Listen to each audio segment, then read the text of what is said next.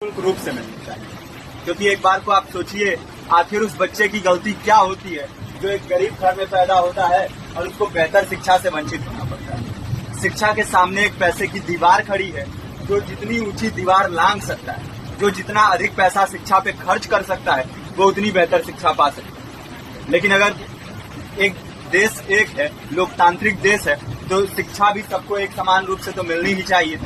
आज परिस्थिति ये है कि एक तरफ तो प्राइवेट स्कूल हैं जो लूट के अड्डे बने हुए हैं, वहाँ पे आप एडमिशन कराने जाएंगे तो सिर्फ एडमिशन के नाम पे ही आपको 10,000 20,000 रुपए देना होगा। और कमीशन खोरी का ऐसा धंधा है कि कॉपी, किताब, टाई, बेल्ट, ड्रेस, जूता कहाँ से खरीदना है ये आप नहीं तय करेंगे वो प्राइवेट स्कूल वाले। यानी आम लोगों की मेहनत की आखिरी कौड़ी उनके जेब से वसूल लेना चाहते हैं। और दूसरी तरफ सरकारी स्कूलों में न तो पर्याप्त टीचर है, न पर्याप्त बिल्डिंगें।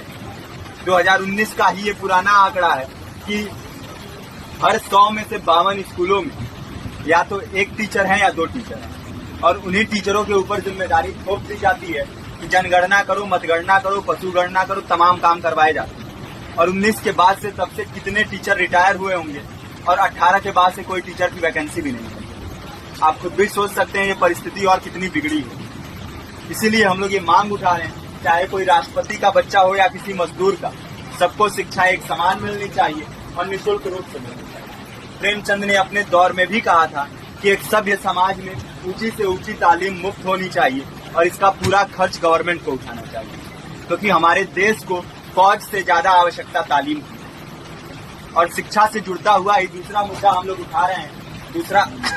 दूसरा मुद्दा है रोजगार का। रोजगार की परिस्थिति ये है कि आज सरकारी सेक्टर हो या प्राइवेट, सब कुछ ठेका संविदा के हवाले किया जा रहा है। परमानेंट नौकरियां लगातार घटाई जा रही है। इसी रेलवे में 1995 के आसपास लगभग 18.5 लाख कर्मचारी काम करते थे, लेकिन आज उनकी संख्या 12 लाख है। आप खुद भी सोच सकते हैं कितने बड़े पैमाने पे परमानेंट पदों को घटाया जा रहा है। और आज आलम ये है, एक तरफ लाखों पद खाली पड़े हैं, फिर भी कोई वैकेंसी नहीं निकलती। जो वैकेंसियां निकलती हैं उनमें भ्रष्टाचार होता है, पेपर लीक हो जाते हैं। RO, UP police, BPSC, SSC, CGL, ऐसे तमाम पेपर लीक हो चुके हैं, आप लोग भी जानते हैं। अभी नीट की धांधली में ये पता चला कि एक एक पेपर 30 लाख से 50-50 लाख रुपए में बेचा गया। हम और आप तो ये पैसा नहीं दे सकते। पूरी की पूरी कारस्तानी सरकार, प्रशासन, शिक्षा माफियाओं की होती है। और भुगतता कौन है?